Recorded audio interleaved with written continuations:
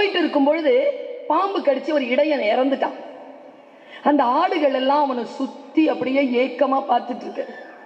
எழமாட்டானா, நமக்கு நமக்கு இலை பறிச்சு தரமாட்டானா, அவன் செத்துட்டானா, நம்ம ஆள் இல்லையா அப்படின்னு இப்படி ஏங்கி அந்த இறப்பை தாங்க முடியாமல் அந்த ஆடுகள் எல்லாம் தவித்து இருக்கும் பொழுது திருமூலர் நேரா போய் ஒரு மரத்துக்கு கீழே மலைச்சாரல்ல படுத்துட்டு தான் உயிரை அப்படியே எடுத்துட்டு போய் இடையன் உள்ள செலுத்திட்டார்.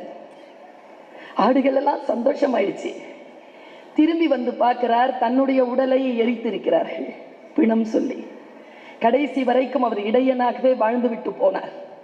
எனக்கு மட்டும் அந்த சக்தி இருந்தால் இதோ இப்பொழுதே நினைவாலயத்திற்கு சென்று இந்த உயிரை அங்கே செலுத்தி கலைஞனவர்களை பரிசாக இந்த தளபதிக்கு அந்த பிறந்த நாள் பரிசாக தந்துவிட மாட்டோமா என்ற நினைவிலேயே நான் இன்றைக்கு பயணம் செய்து